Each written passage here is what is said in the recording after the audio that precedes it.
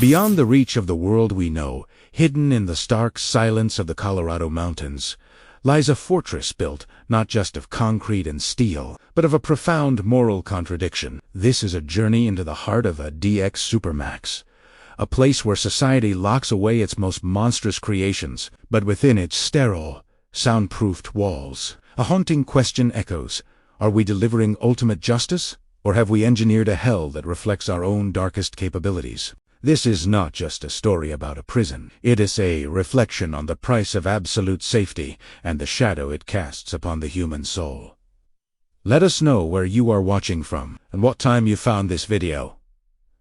This is no ordinary prison. This is DX Supermax, the most feared fortress in America. But to call it a prison is to call a neutron bomb a firecracker. It is a human archive for nightmares, a permanent storage unit for those whose very existence is considered a contagion to the outside world. Hidden deep in the barren, wind-scoured mountains of Florence, Colorado, it's been called the Alcatraz of the Rockies, a nickname that fails to capture its profound, soul-crushing silence. Inside these cold, poured concrete walls, engineered to swallow sound and hope in equal measure, live the most dangerous criminals on earth. They are not just men. They are cautionary tales given flesh. Their names: Zacarias Moussa, the would-be 20th, 9/11ths, hijacker; Dzhokhar Tsarnaev, the Boston Marathon bomber; the Unabomber Ted Kaczynski. Dia Dere once shook the world. Now they are catalogued entries in a living tomb. Men whose world has been systematically reduced to a series of controlled, sterile events. Each cell is a self-contained universe of nothing, made of solid, seamless concrete. It contains a slab of a bed, a concrete desk, and a stool, all bolted to the floor. The only connection to a world that has forgotten them is a thin, vertical slit of a window. It lets in the shifting light of day, a ghost of the sun, but reveals nothing of the outside. No mountains, no sky, no bird in flight. It is light without context, a daily reminder of a universe from which they have been excised. For 23 hours a day, they are trapped in this sensory vacuum. The one lonely hour of reprieve is spent not in a yard, but in a slightly larger, open-air cage of concrete and steel mesh, where they might see a postage stamp of sky, feel a sliver of real air, and be reminded of the vastness they are denied. Human contact is a relic of a past life. Food is passed through a Nutri-slot in the steel door, a process so mechanical it feels like fueling a machine. Communication is a distorted echo through intercoms and metal. Every movement is tracked by cameras that never blink, sensors that never sleep, and remote-controlled steel doors that slide open and shut with a hydraulic sigh. The environment is so controlled, so devoid of the unpredictable chaos of life, that some inmates reportedly beg for a prison riot, for any event to shatter the monotony. It is a place designed with chilling, clinical precision, not just to contain the body, but to systematically dismantle the psyche. It aims to erase a person's sense of self, of time, of future.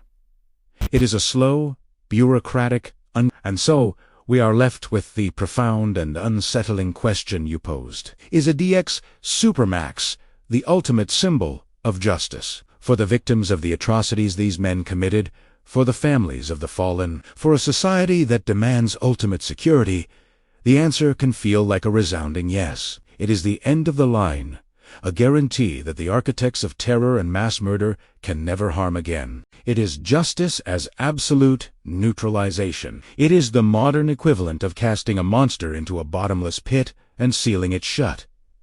Or is it the darkest corner of human punishment? Considertes, we have moved beyond the physical cruelty of the rack and the Iron Maiden. Our ultimate punishment is now psychological. It is the slow erosion of a mind through sensory deprivation and absolute isolation. It is a living death, a eternity of Tuesdays in a concrete box. Even the most heinous criminal remains a human consciousness. And to subject any consciousness to this level of existential nullification forces us to ask, at what point does our righteous punishment become a reflection of a darkness we sought to cage? Are we not, in designing a perfect hell, proving ourselves capable of a cold, Calculated cruelty, that is, in its own way, terrifying.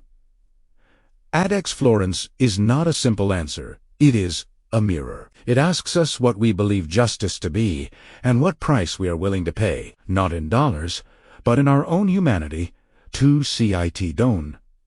So, which is it? The scales of justice or the abyss? Perhaps the most frightening truth of all is that it is both.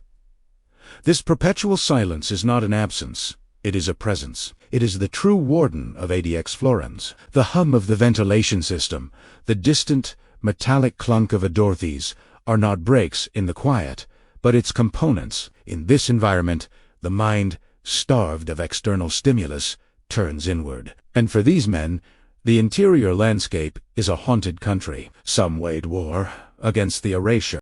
They scribble legal petitions on the thin regulation paper, fighting battles in the courts they lost in the world, their minds sharpening to a razor's edge in the sheer desperation to be heard. For them, the prison becomes a perverse fortress of the self, a place where their notoriety is the last flickering candle of their identity. They cling to the infamy that put them here, because to let it go would be to become nothing odder simply dissolve.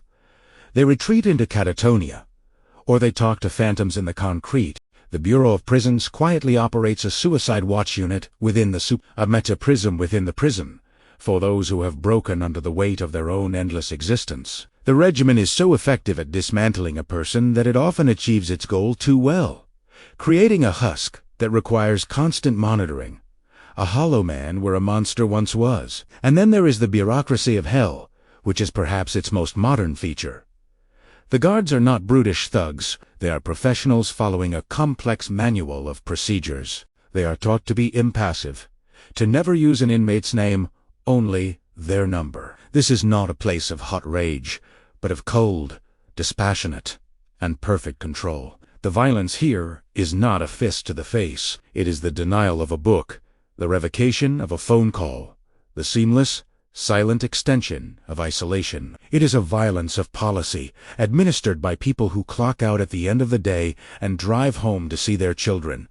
A dissonance so profound it can only exist in the 21st century. So, we return to the mirror. If we look into it and see justice, it is because we believe that for certain crimes, the very concept of rehabilitation is an insult to the dead, that some souls are so irredeemably blackened that the only moral response is to place them in a clean, well-lit, and perfectly inescapable void. It is the belief that the ultimate punishment for taking human life is to have your own life rendered meaningless. It is retribution, refined to its most absolute and sterile form. But if we flinch and see the abyss, it is because we recognize that in creating a system designed to crush the human spirit, we have, in a way, allowed the terrorists and the monsters to win.